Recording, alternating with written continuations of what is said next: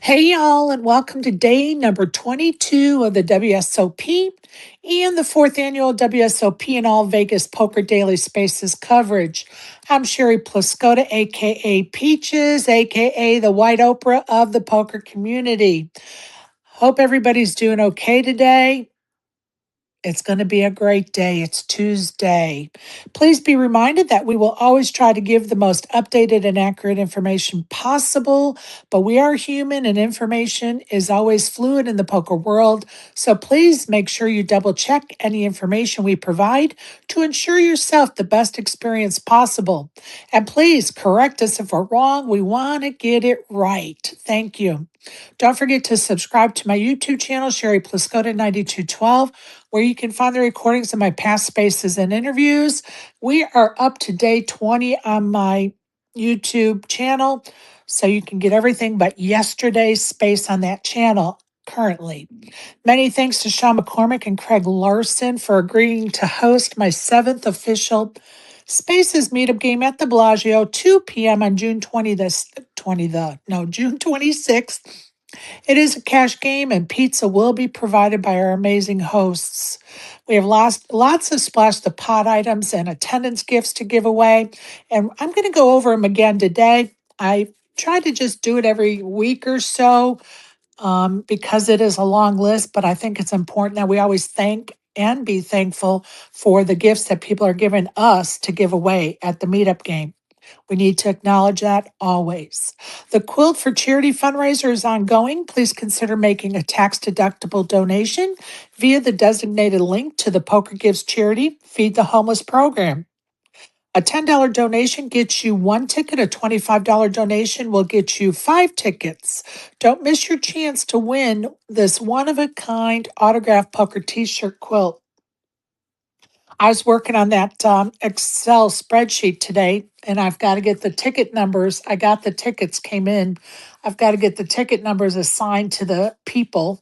So I was working on that this morning. I happen to be married to somebody that teaches Excel at a corporate level. So there's something I don't know how to do, and he's going to have to do it for me. I want him to. I put the first ticket number in, and I want him to populate that column so it just goes in sequential order with the rest of the ticket numbers. So I don't remember how to do that. Been a long time since I've done something like that on Excel. 10 years ago, no problem. Today, it's gone from the memory bank. I haven't used it in a while. So anyway, we'll get those ticket numbers assigned. And just so people know how this is going to operate, you will know your ticket numbers prior to the drawing. So I think I'm going to close off the link on the Poker Gives site. I think I'm going to close it at noon on Friday, the 26th, because the drawing is the 27th. Of course, I have the meetup game the 26th, and somewhere in between that noon deadline and sometime on Saturday, when I do the live drawing in a space, I have to assign numbers to any new donors, right?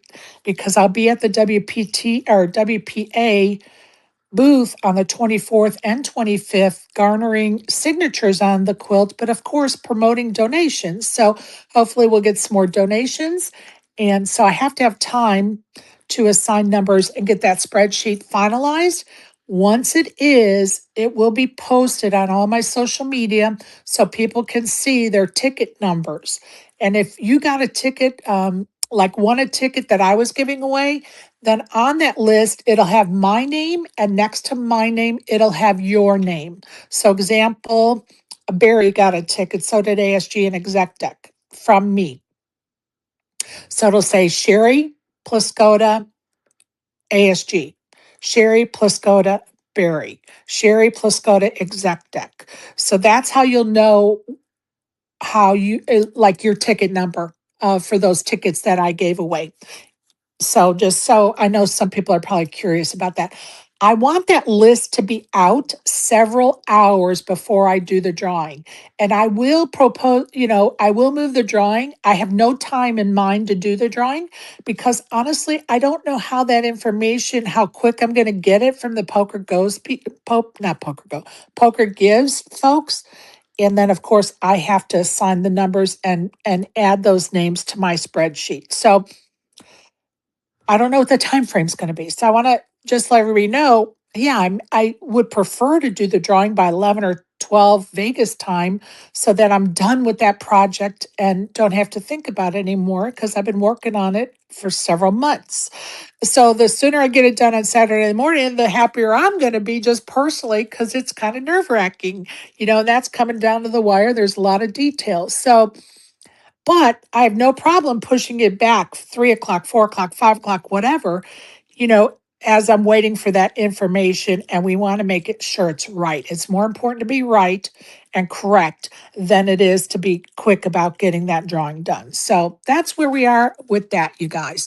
I do want to go over the tournaments around town because the last couple of days we've been so busy with some other great stuff that I just haven't read the tournaments around town. And so I want to give them a little attention first thing this morning, afternoon, whatever time it is where you are. So over at the Win at 10 o'clock is their satellite into the 2K Mystery Bounty. That's a $400 buy-in with 10-seat guarantee. At 11 o'clock is a Mystery Bounty Flight 1B tournament, $2,200 buy-in. That is a $3 million guarantee. At 12 o'clock is also day 3 of their No Limit tournament. At 1 o'clock is the PLO Bounty. The bounties are 500. The buy-in is 1,600, $200,000 guarantee. At 1,400 hours at the Win is another satellite for the Mystery Bounty $400 buy-in 10-seat guarantee. And at 1,800 hours at the Win is their Turbo No Limit tournament, $1,100 buy-in, $100K guarantee. Over at the Venetian at 11:10 is their No Limit tournament, $800 buy-in, $150K guarantee. At 1,800 hours and 10 is their bounty tournament. The bounties are $200. It is a $600 buy-in, $40K guarantee. Over at the Aria today, at the Aria Poker Classic, 11 o'clock is their No Limit tournament. $800 buy-in, $200,000 guarantee. At 1 o'clock at the Aria is their horse tournament. $800 buy-in, $40K guarantee. And at 1,900 hours at the Aria is their $300 No Limit tournament, $25K guarantee. Over at the MGM today at 11 o'clock is day 1A, $400 buy-in, $100,000 guarantee. And they also at 12 o'clock have their day 2 of a no limit tournament.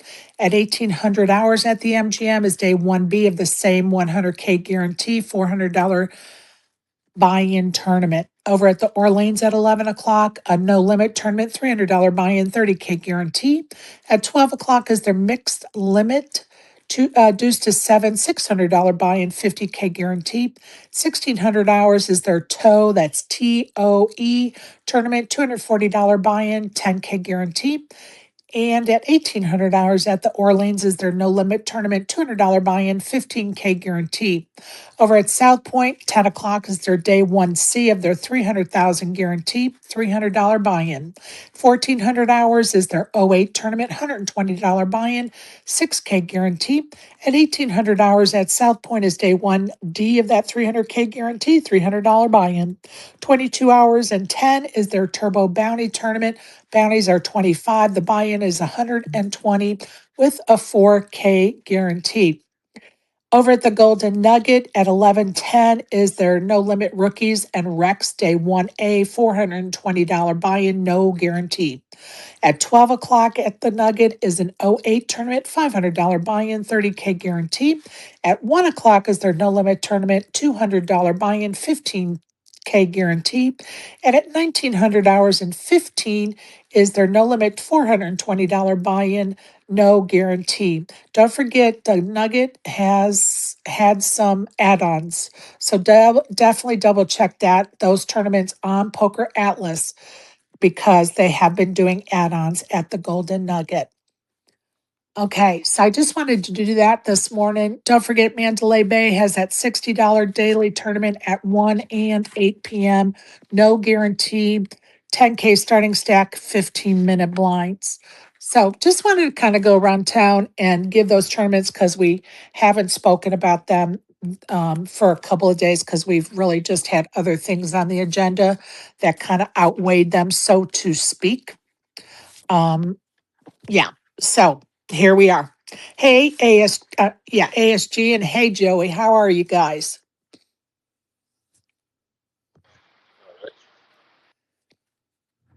Joey, you good? You good? Hey, Sherry, I'm good. Awesome, awesome. I'm going to do a few more announcements. I'm going to turn it over to you, Joe. Sounds good.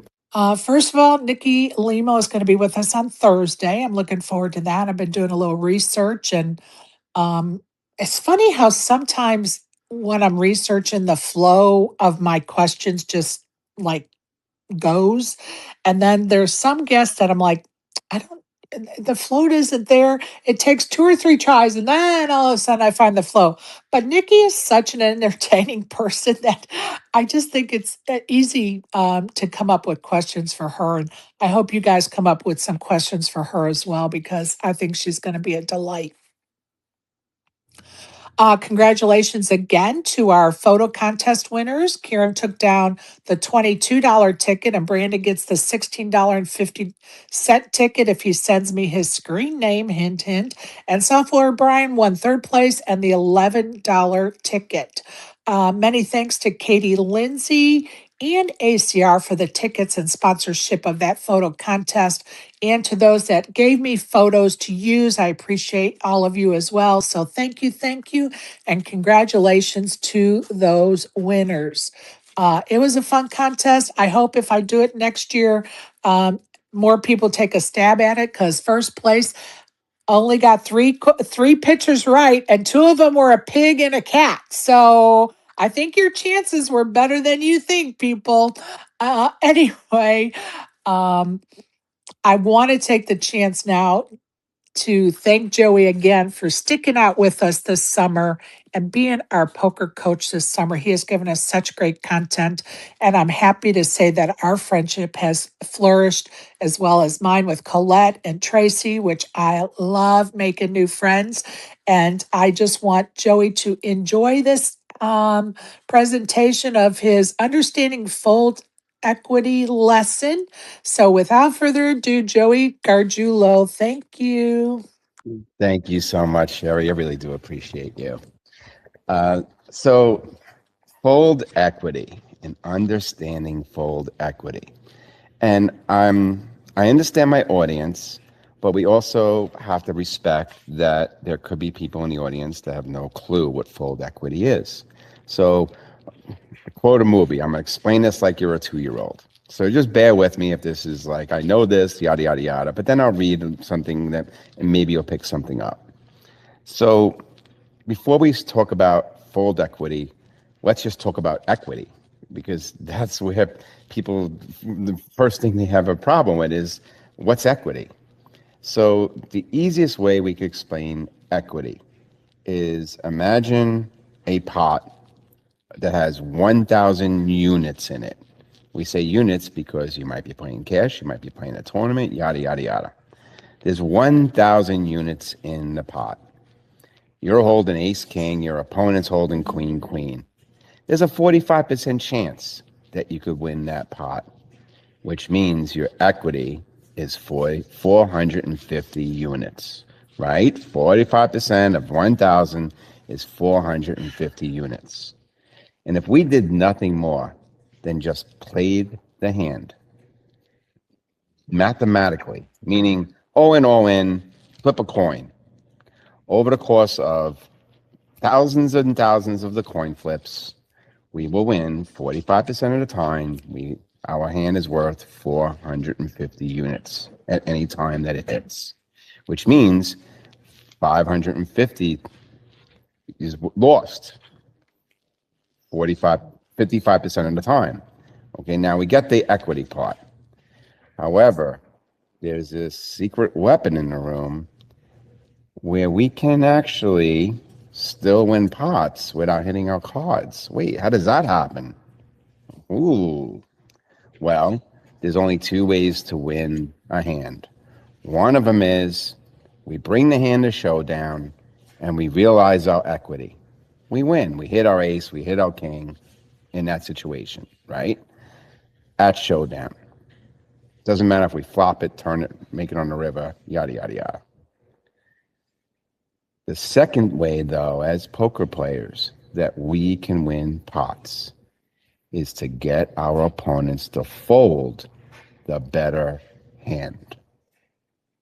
Now, this requires a little bit of backtracking because we need to know thy player.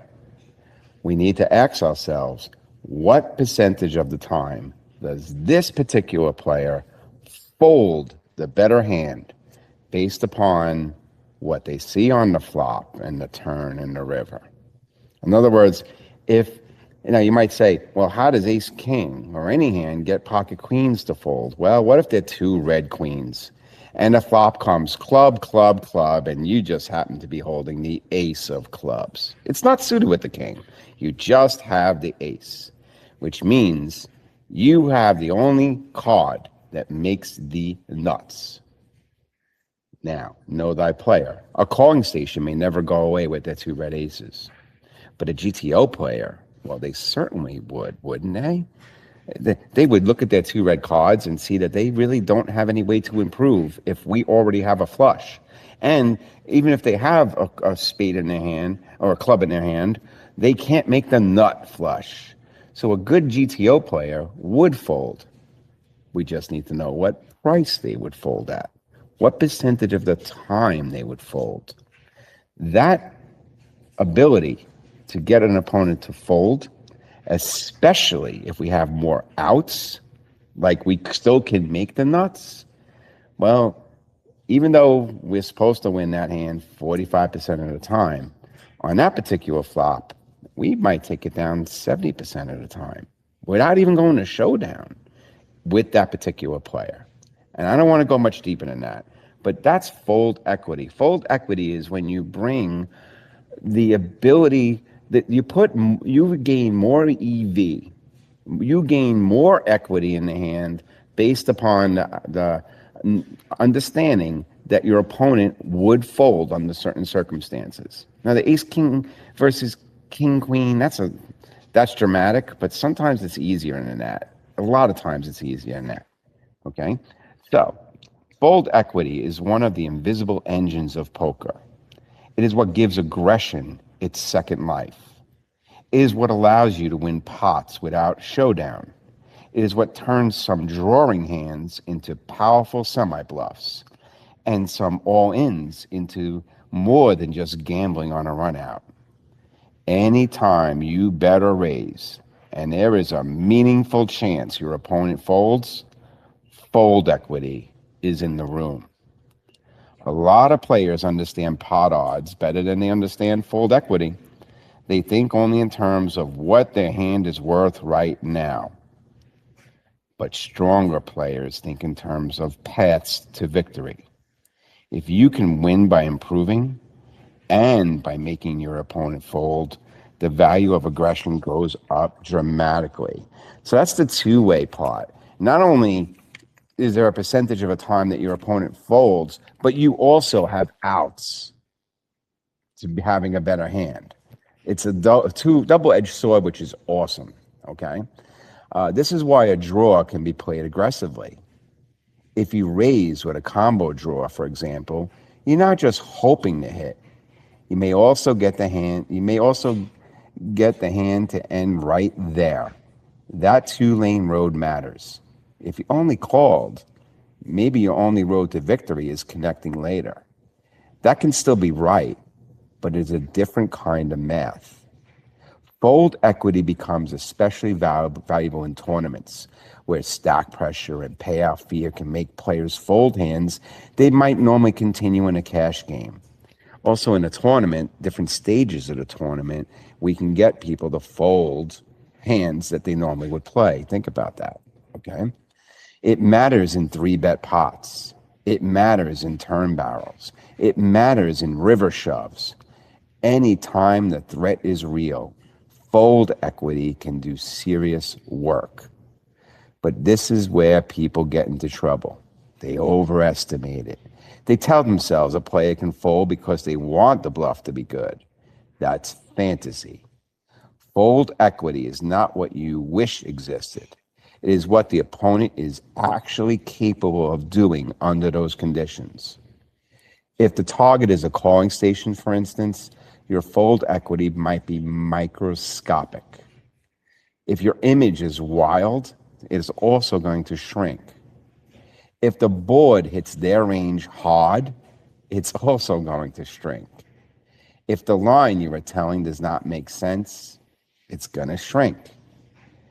Honesty matters here, my friends. Honesty. A strong question before putting chips in a pot is to ask this: what exactly am I trying to fold out here? If the answer is fuzzy, then your move might be too. Fold equity is one of poker's secret currencies. It's like this invisible power, this invisible force. So we need to learn where it's abundant, where it's scarce, and where we're just imagining it because our ego wants it to be there and our ego wants the action. So it requires awareness of our opponents, awareness of how scary a board looks, awareness of the range that we put our opponent on, how scary their hand looks. For instance, if we put somebody on a pair of fives and the board comes out Jack 10 9, okay, there's a pretty good chance that we're going to get that smaller pair to fold. However, we'll never know it unless we wager a bet. And that bet has to make sense. It has to be exactly what somebody would do if they hit top pair on that board and they were trying to get those smaller pair to fold instead of set hunting. When that story makes sense, there's a 99% chance that those small pairs do not continue.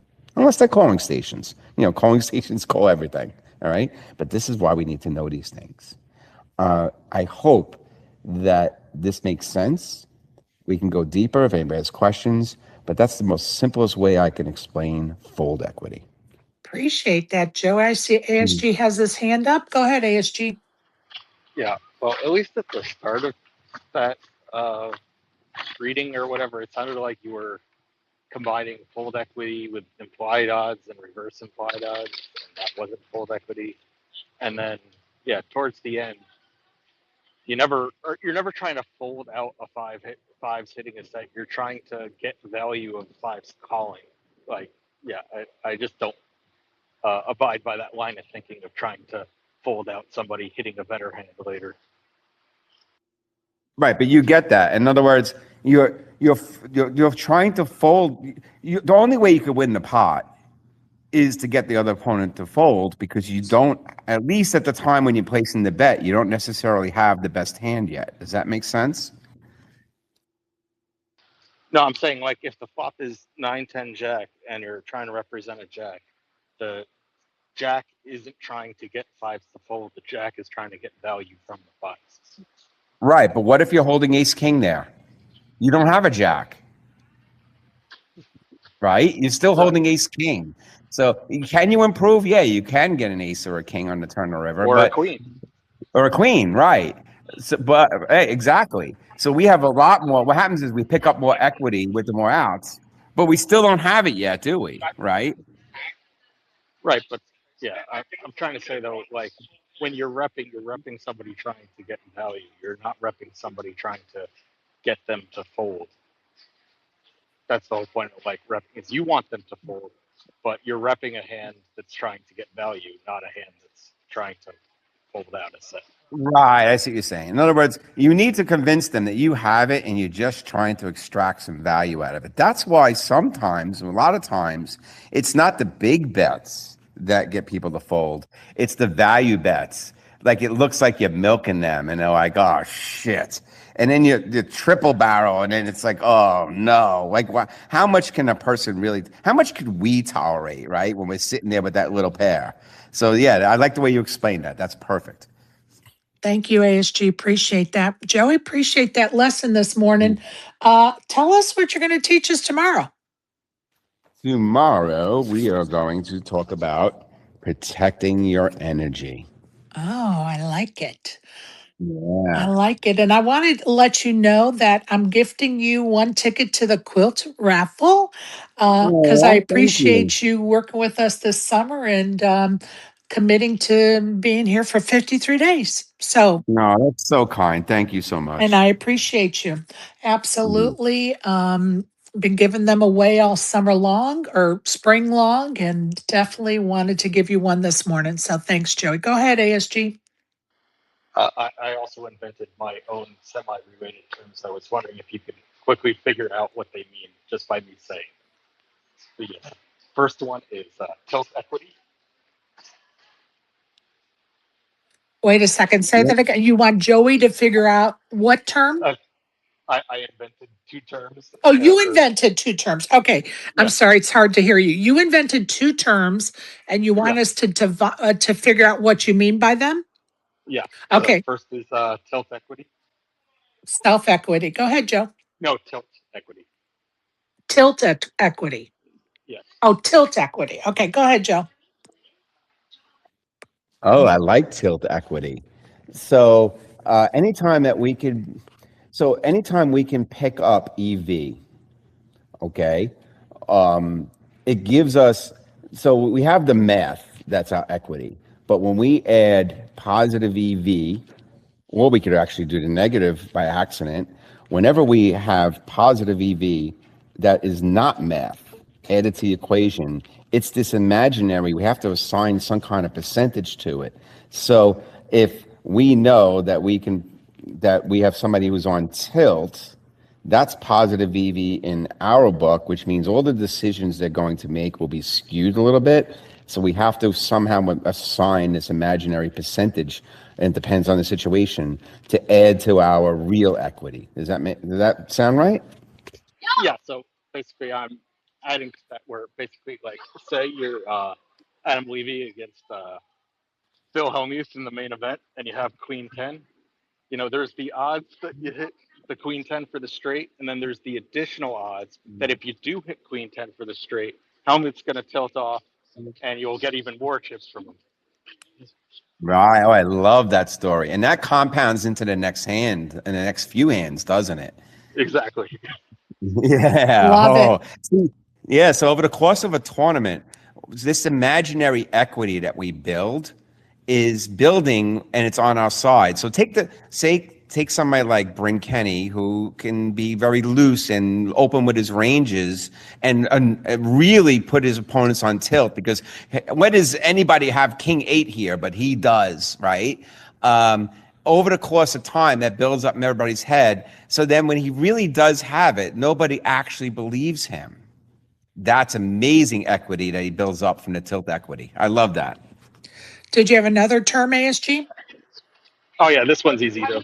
I'll just explain it. It's like, let's say I'm losing money and I'm on tilt, and I get there and somebody goes, "How do you call with that?" I say, "Stuck equity."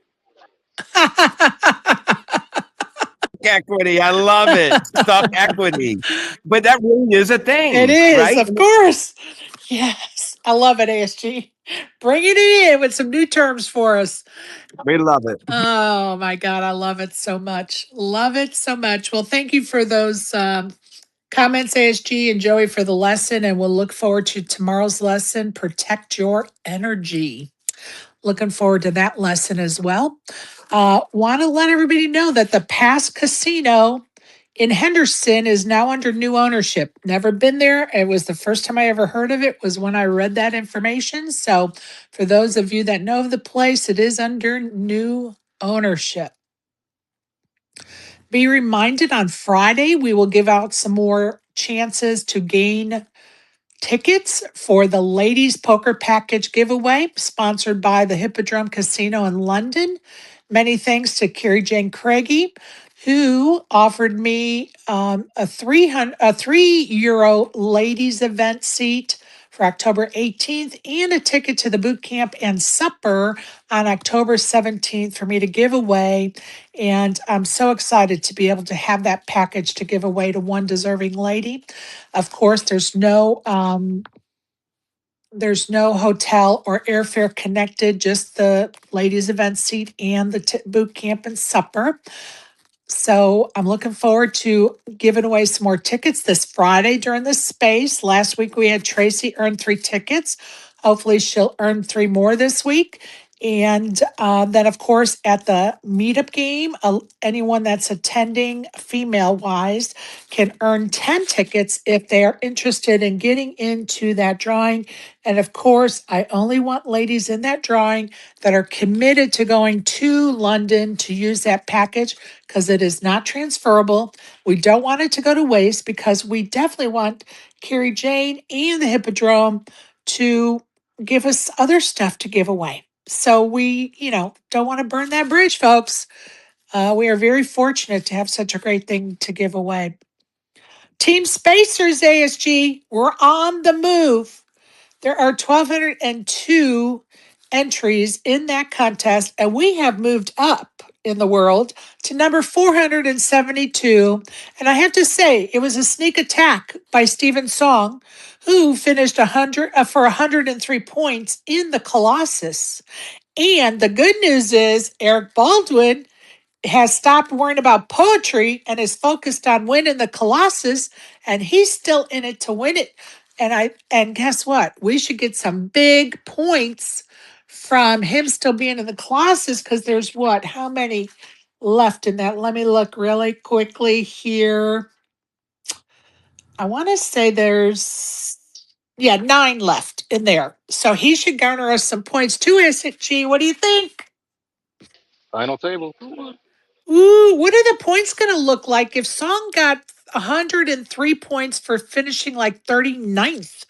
What is the final table points going to look like for that one? Don't know. Yeah, I don't know either. I'm excited though because we're moving on up. Congrats to Matt Savage, who finished 42nd out of 587 in that 2,500 mixed tournament, and he took home $5,800. So, congrats to Matt Savage. Some winners around town over at the Venetian. Miguel Torres took down the 5-card PLO Bounty Tournament. It was an $800 buy in. He's taken home 16,000 plus his bounties. Sean Hempson over at the Venetian took down $1,100 200K guarantee tournament for $45,000. Congrats. Over at the Nugget, Robert Rosengarten took down event number 37, the $250 mixed triple draw. And David Pragar took down event number 10 at the Nugget, which was the $500 stud, 8 or better, for $11,000. Just around the country, the Run Good Series is at the Lodge right now, and Rietta Seidel took down the seniors event, so congrats to her. There was 169 entries, and she took home 4,600 for her efforts. Also, Dustin Doge took down the Summer Open at the Run Good Series at the Lodge for $30,000, and there were 662 runners in that tournament. Pretty good turnout. Over at the Aria Poker Classic, Harry Rubin took down the $1,100 PLO tournament. There were 355 entries. He's taken home 72,000. Also at the Aria, Sammy Capadia took down the $300 nightly in a heads up deal for $8,800. So congrats to all those winners around town and the nation. Okay, who tried to watch the coverage last night? I'm going to tell you, I'm getting set up because I'm on East Coast time, and every night, or mostly every night in the last week, I've tried to watch the coverage. And when I pull it up, there's a time ticker saying there's 29 more minutes till they go live, 9 minutes till they go live, whatever. And so last night they started out with the 250K high roller. When it ended, so did the coverage, so to speak. It went on break again. It's very aggravating because you have Nick Schulman going for another bracelet in the 10K Big O tournament. And guess what? They didn't go to coverage on that tournament.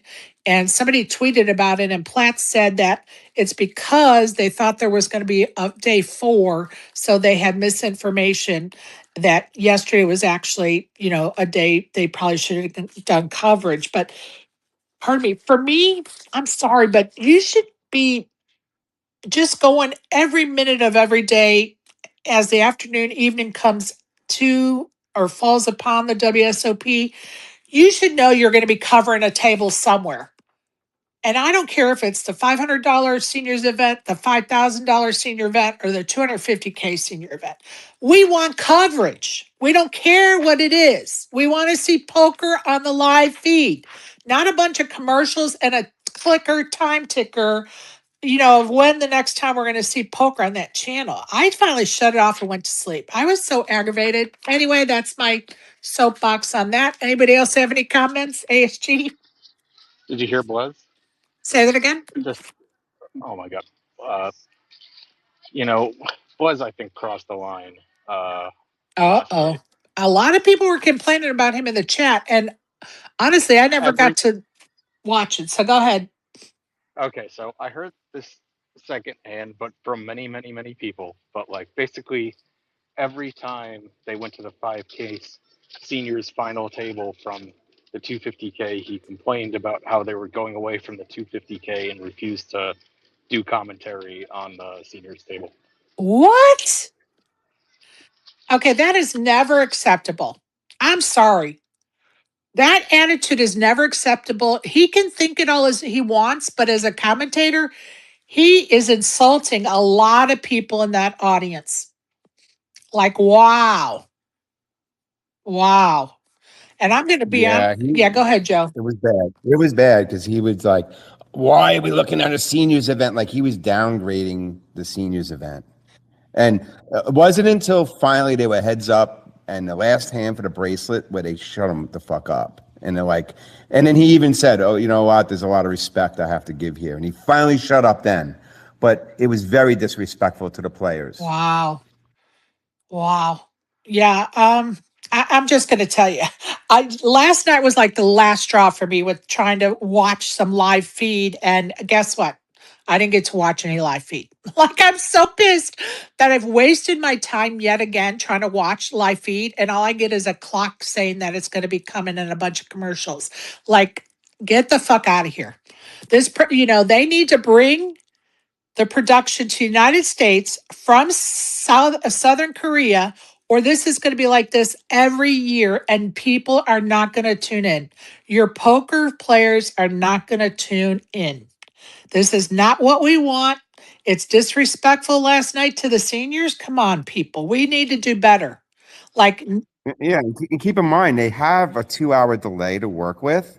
So every time they would go to the other tournament, they would actually pause the right? coverage. We weren't missing any hands, and they were using their time bank. But it's a 2 hour time bank, and give us the 3 minutes here, 5 minutes there, because you have a 2 hour time bank to work with. It's so It's bad. so bad. Like, it is so bad. And I guarantee you, I'm not trying it again tonight. I'm not trying it again tonight. I'm not wasting 1 minute on that coverage. I'm just not. And guess what? You are listening to somebody who, when I got Poker Go, the first summer it came out, I watched so many minutes of reruns on Poker Go over the years since that, you know, channel, so to speak, came out or was invented or whatever came about. I watch poker. And guess what? I don't want the edited version. I want to see the 10 hours of that tournament coverage. That doesn't bother me. I watch every minute of it. I understand why we need edited versions to get more people interested, because there are people out in the world that don't want to watch 10 hours of coverage. I get that. No problem. But what's going on now? I'm watching commercials. I'm watching commercials. I'm not seeing any poker. It's horrible. I'm pissed. Yes. Thank God I'm not paying for this, because I would be canceling the subscription. I'm telling you right now. Okay. I'm going to calm down. Um, AS, do you have anything to bring up? Uh, I mean, like completely different subject entirely, Sure. but Yeah. so someone brought. I thought just this was an interesting scenario that came that happened in I think it was the day, but it was before the coverage. But anyway, so there was a player in. Let's just. Sorry if I get these numbers wrong or anything, but the blinds were 200, 400, 400, 200K, 400K, 400K. Uh, somebody had 3.1 million and somebody had 3.4 million on the big blind, and they both went all in, and with a third player who knocked both of them out. So that leads to the first interesting question of who should get which payment, because after the big blind ante, it was one person in for 3.1 million and one person in for 3 million. Oh my God. Say that again. Okay. So somebody starts off with 3.4 million Right. and is the big blind ante. So now they have 3 million behind when they're posting their big blind.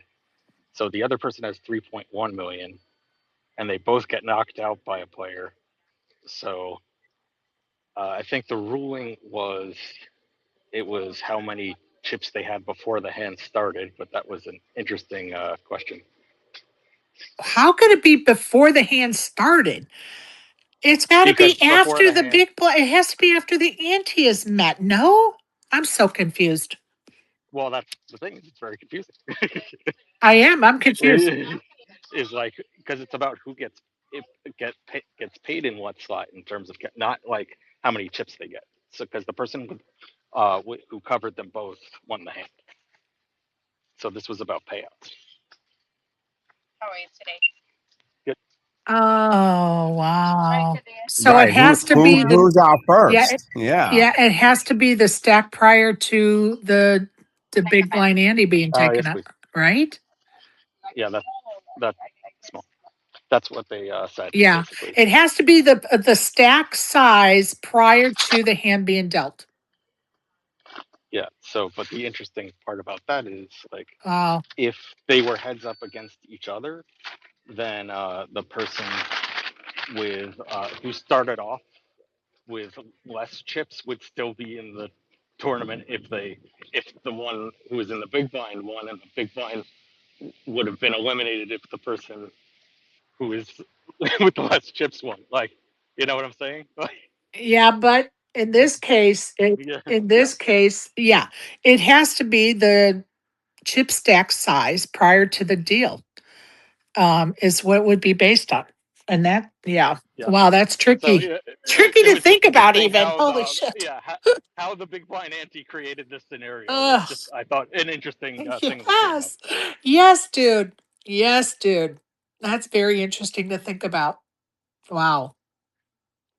Yeah, but it is always your chip stack size before the deal. So you just have to keep that mantra in your brain.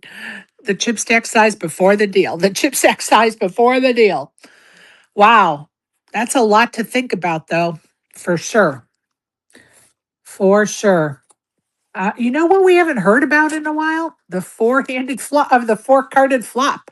Hopefully, I'm not jinxing it, but it's been quite a few days since we've heard about a four-card flop. Just a little reminder: Nikki Limo is going to be with us on Thursday. That should be a fun space to join us in. And I am going to um, talk about the meetup game for a few minutes. I think it's important we go over the splash pot items because so many people were so giving of things for us that are going to, that's going, these things are going to make our day more enjoyable. And these folks gifted us with some amazing things to give away. And I appreciate it so much because without the generosity of the folks that I'm going to list on this list, it just wouldn't be as fun. Yeah, we would still get together and play some poker and it would be fun. But the splash in the pot items just give it a whole different dynamic. And you know what? Just about everybody walks away with something. And there's always one, maybe two people that get really lucky, like Exec Deck was one of them one time. And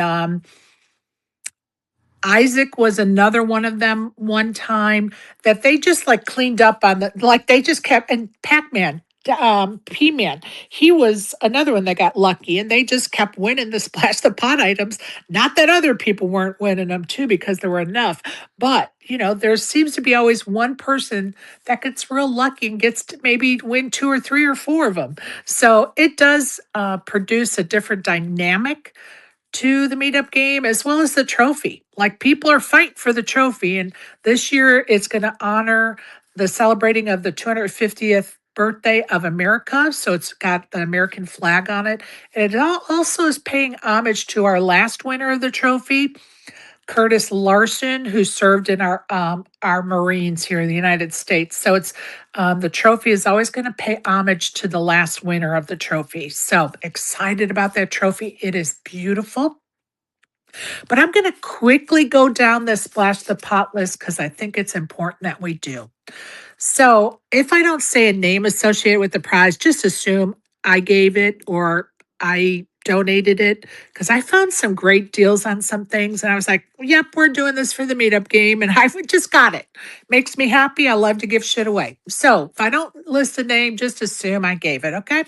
The 3-piece Vera Bradley travel set, a value of $59. A 4-piece Vera Bradley travel set valued at $95. The Bad Beats and Lucky Draws Helmuth book, Play Like a Pro by Helmuth, Poker Satellite Strategy by Darrow Kearney, Modern Poker Theory by Michael, I'm going to spell his last name, Acevedo, and it is autographed. I did get him to autograph it. We do have mugs on the mugs for the mug, which are some coffee mugs with pictures of past attendance to the meetup games. We also got a donation of the Phil Hellmuth and Chris Moneymaker Faded Spade decks of cards, and B-52 Bomber gave us those to give away. The book, Doyle's book, The Super System, a Razor Fold, gave us that book to give away. My 50 Most Memorable Hands by Doyle Brunson. Exec Deck is giving us gift cards and some WSOP merchandise. Thank you, Exec Deck. Our very own Joey is giving us copies of Bullied and Blind, The Poker Dance, 30-Day Poker Coach, Knit's Guide to Sexy Poker. So thank you, Joey Gargiulo, for those donations.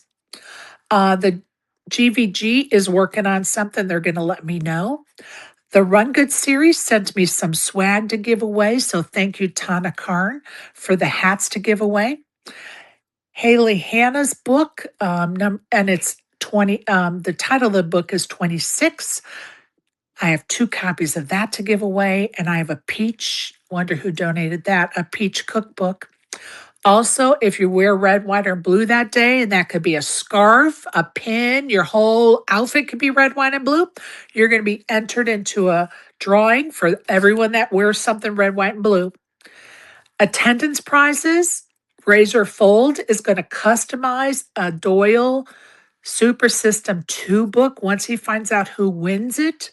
He's going to customize it. He's an artist. I can't wait to see what he does with it. We're going to do, I'm sorry, I mentioned the cookbook earlier. That's not going to be a Splash the Pot. That's going to be an attendance prize. Also, we're going to do, Joey donated his 5-book series, Poker Gods, and we're going to use that as a attendance prize giveaway. There's going to be a ladies only drawing for the Vera Bradley travel bag valued at $75. And of course, we're going to give away that wonderful gift that Carrie Jane Craigie gave us from the Hippodrome in London, the ladies poker package for ladies weekend in London. We will give away that day to a lady only's drawing. So there you go, folks. Some amazing stuff we're going to give away that day. I'm very excited to have so many wonderful donations. And I thank everybody that's shipped them to Vegas or is bringing them with them to the game, whatever. I appreciate all those donations. Thank you so much. Again, the meetup game is June 26th, 2 p.m. at the Bellagio. If you want to go to dinner afterwards with the group, please DM me and let me know because I have started a list. I already put in an RSVP with a couple extra seats, but I need to know if I need to add to that as well. So if you want to go to dinner with the group, let me know. So there you go. That's everything about the meetup game at this point in time, folks. Okay, let's go over the winners from the WSOP yesterday, shall we? Event number 41, the 250K high roller, had 13.7 million in the prize pool, 56 got paid. Congratulations to Adrian Mateos, who took it down for 4.3 million, and Bryn Kinney took it second for 2.7 million. Kuhn, who is our runner in our Team Spacers team, took fifth, and Phil Ivy took ninth. Oh, no, sorry, eighth, and Texas Mike took ninth. Joey, did you see any of that in person? I did not, only because I really wanted to know the hands. So I just, I did it all from home. I had Got it. to. Got it. Got it. Got it. Okay, event number 39 was the 5K senior high roller event. There were 844 runners, 3.8 million in the prize pool. First place winner of $673,000 was Juan Rodriguez from Canada. Second place was 448,000, and I think it's Nariman Yakami took home second. And just for the fun of it, Chips Ahoy took home 88,000. I thought that was funny. Chips Ahoy took home some money. Event number 43 was the $800 deep stack, 2.7 million in the prize pool, 3,903 runners. First place was 318,000. Matthew Moss was the winner. Congrats. And in second for 212K was Daryl Racconi. So congrats to all those winners. Anybody got any comments about them, ASG?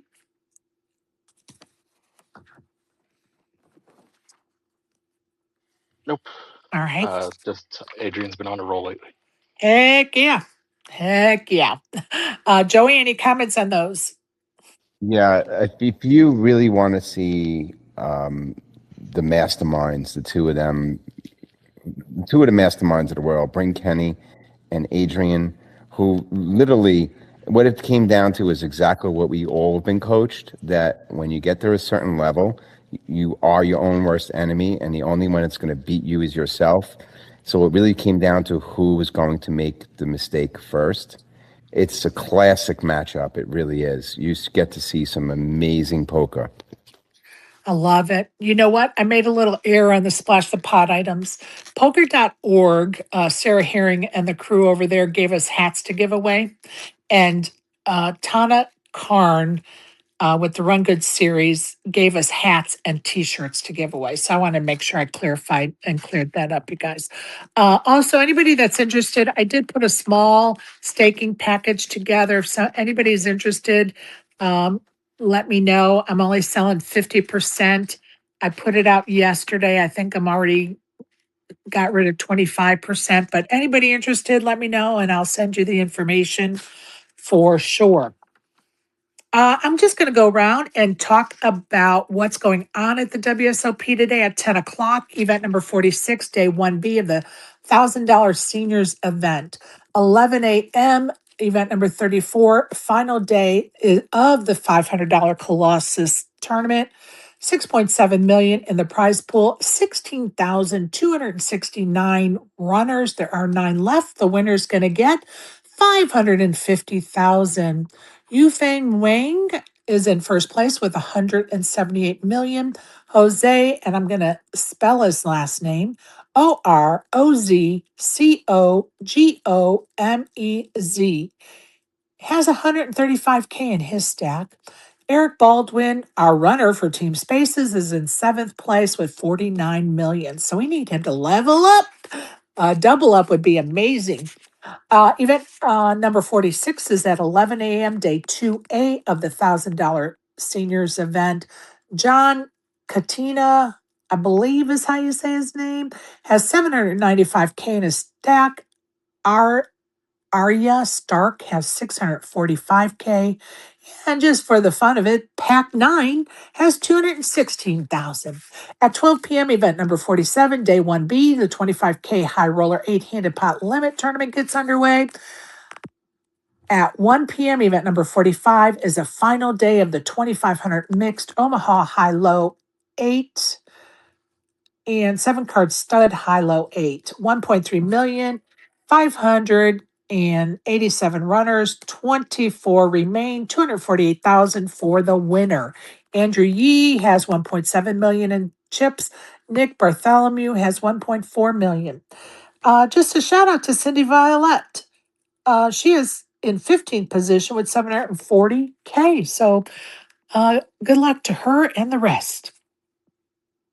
1 p.m. event number 42 is a final day tournament. 10K Big O, 4.2 million in the prize pool, 456 runners. 4 are remaining with 861,000 waiting for the winner.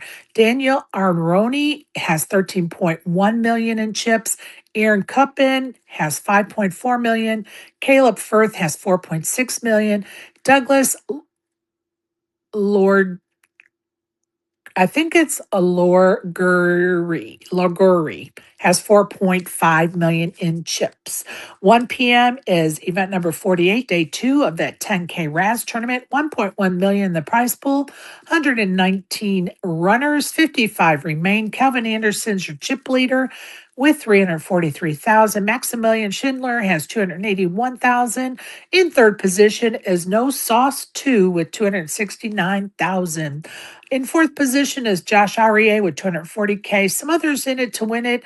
Viva Mexico, Pumpkin 108, Loannis, Everslage, Big Hooney, Kessler, Seaver, and Robert Mizuraki all still in it to win it. So that's what's going on at the Which event is that? WSOP. Say that again. Which event is that? That is the 10K Raz. That has a 1 p.m. start time. And don't forget at 2 p.m., event number 49, day 1 of the $2,500 freeze out. So good luck to all those people still in it to win it.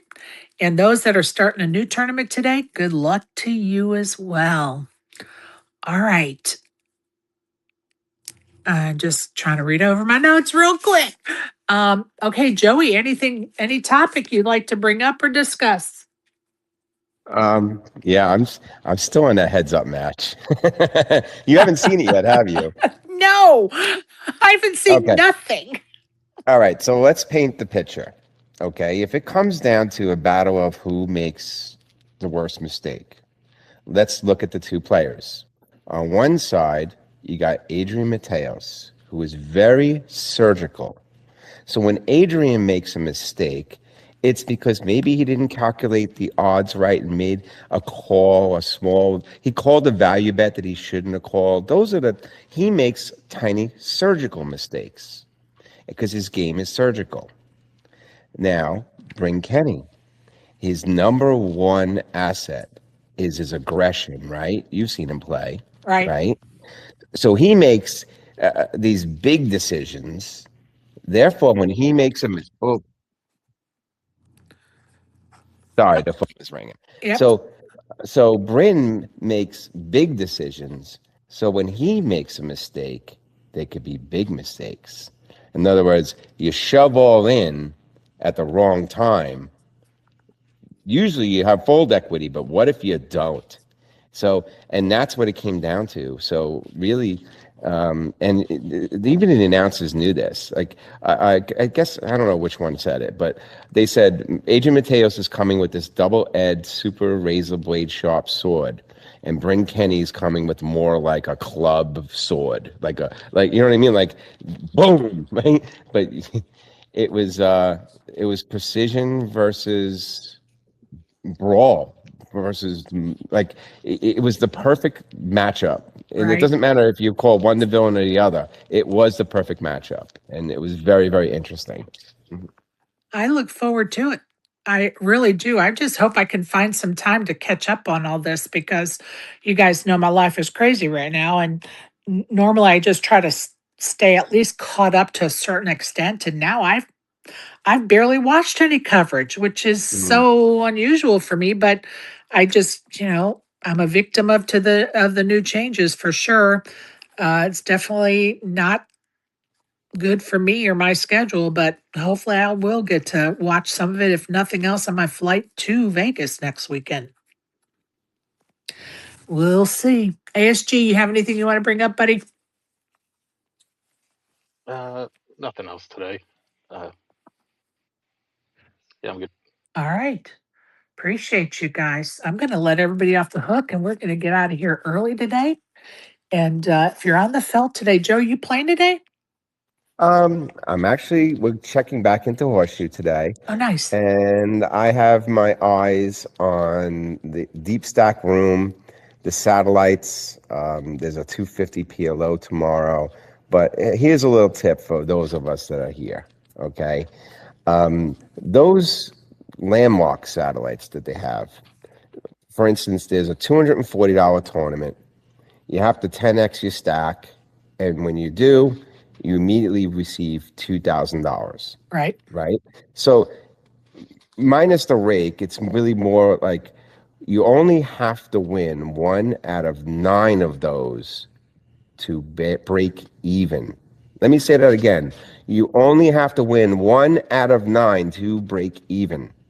So if you win 2 out of 9, you're making some money. Right. And if you could win 3 out of 9, it's $6,000 minus three $240 buy-ins. Okay, it's a really, really good place to park your ass at the WSOP. So that's what I think I'm going to do this week. I'm going to Nice. skip bracelet events and just dominate that room. Why not? And see how many I can run up.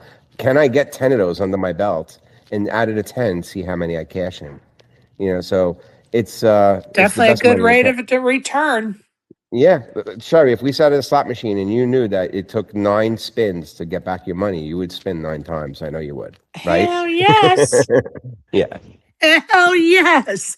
Hell Yet, yes. yet nobody plays these. I mean, there's a turnout, but they're not like professionals going in there just to imagine just being a professional satellite player. That's what I'm going to do this week. So we'll see how it goes. I like it. I like it. I might join you for 1 or 2 next week. Mm-hmm. I like it. I really have just picked out 3 tournaments to play. I'm just going to be honest with you guys. I have so many meetings and things to do in Vegas that I'm like, okay, I have my sight set on 3 tournaments. One of them may be swapped out for another one, depending on timing. And then the rest, I'm just going to go with the flow and fit in maybe a satellite here or a satellite there. And yeah, I just have too much going on and I just don't want to put the pressure on myself. I have something I want to play like I get there on Monday. So on Tuesday, I have something I want to play and that may change. I may change it to an earlier tournament instead of the one in the evening, but I'm just going to take it easy because I have so much like Wednesday and Thursday. I'm at the booth at the WPA. So maybe I'll play like the deep stack in the afternoon or something. And then, of course, Friday's the meetup game. Saturday, I need to do the drawing. So hopefully I can get it done early in the day. But like I said, I have to just leave my day open at this point until I figure out the logistics of, not only doing the drawing, but just getting all of the numbers correct, all the ticket numbers correct, and the information from Poker Gives so we can make sure that we have everybody in the drawing that deserves to be there that's made donations. So and then Sunday, I have something picked out, but that's the day that it may be changed to something different. And yeah. Joey, are you guys going to the charity poker series event that Sunday night, the Um, 27th? I really want to because it's Shannon's. So Right. Shannon, the actress who was on, American Pie, and we went last year, and it's for a really good cause. It's for the rhinos. It's on a Sunday. The only thing is Colette works on Monday, so we'll see. But I Got it. really do want to go. Yeah, that's the I am one. going to a really cool charity event this Saturday that It's for a local autism foundation. I can give you guys the information, but it's a Greece themed charity event. Right. So I the remember you dealers, the saying, players, we're just dressing up and having fun. How cool is I that, love right? it. Is that the Yeah. one that is that the one at South Point? No, no. Oh, well, they do also autism events there, but this one's at a pub. It's just Got at a it. small Got pub it. off Got it. Got strip. it. It's Okay. yeah, it's really it, but it is the same organization that also Right. has it at South Point. 100%. Okay. They do a Perfect. lot. Yes. Perfect. Didn't you do well, like maybe even win the last charity event that Matt Stout put on? Didn't I see you with a Mm, trophy? I won in a different way, and I'll tell you why. So um, I have this soft spot. So that charity event for Charity Series of Poker, same organization raising money for autism, Right. right? But a different way. We're raising money to send kids to school, let's say, right? Um, so I fully wanted to support this charity. Okay, so Right. I get there and I don't have to pay because I get on the VIP list. Right. So I'm like, that sucks because it's that's would have been for me 300, collect 300. That would have been $600 I would have donated to the charity, Right. which I didn't get. Now we get add-ons, and I buy my add-ons. Okay, so I'm donating money there, and the organizer for the charity walks up to me, shakes my hand, thanks me for coming, thanks me for I'm donating some door prizes to the one he's having, the Grease one. Right. Shakes my hand, and in his hand are some add-ons. So I'm like, fuck. Now I'm even again. I didn't donate anything. Okay, so the only way I knew possible was to donate money was to buy as many add-ons as I could, revise. Oh, this So man I was going just all in, all in, all in. Yes, and when there was a lot of yes, and when there was a lot of bar poker people there who could Right. only afford one add-on, Oh I'm giving yeah. add-ons away, yada yada yada. So I received the trophy for the most rebuys. I I love that. bought my first trophy. How I about that? love that. Now, don't forget what you could also just bid on some of their silent auction stuff and give your money away that way. Right, which I usually do. Now, I've won in the past meetup games with Daniel DeGrano and Mike the Mouth. I won coaching with Jeff Matson, but the I was gonna go on the silent. I did go on the silent auction, and everything was bid up so high. Yeah. Like the Yeah. minimum bid on anything was like Yeah. $1,000, and it was always up to like I'm like, okay, we can't do this. Right, right, right. And there are some items that are definitely worthy of that $1,000 ticket and higher. He gets a big variety of stuff for his silent auctions, and I've seen Mhm. stuff under $100 all the way to a couple of thousand. So it just depends on the items and that event, right? So for sure, Right. And as the trophy winner, I won a trophy, I won a bottle of Maker's Mark, right? and I won a $300 ticket to come back to a different I event. love it. So it was still positive ED if you take the tax Right. write off and throw it in there too, right? Joey can't even give his money away. You can't give your money away. I love it. Well, that's my issue on that Sunday is there is a tournament I was invited to at the Aria, and the Matt Trout has that tournament, that charity event Sunday night as well, and so it's a toss up between the two. And honestly, I just need to look at the time because I just thought about it yesterday. I was like, damn, those two events are in the same night. And I don't have the times. I need to look them up. I may be able to go to the one for a little while and then get over to the other. I prefer just to do the one, but I feel like I would be missing out on the other. So Sherry needs to make a decision. Hmm. I need to make a decision. I have a feeling it's going to be Stout's event just because I always have so much fun there. And like you said, the person that Shannon Elizabeth, yeah, that's who it Shannon is. Shannon Elizabeth Elizabeth. it's her charity drive that night, and it should be a fun one for sure. So here we are. Okay. Um, I think we're going to log off, you guys. What a great segment for sure. Appreciate all of you that have showed up. We'll be listening in the future. Barry, hope you're doing well. ASG, thank you. Joey, thank you. Have a good day, everybody. Get out and touch the grass if you're playing today. Good luck, good luck, good luck. And don't forget, you get a chip, and you get a chip, and you get a chip, and you get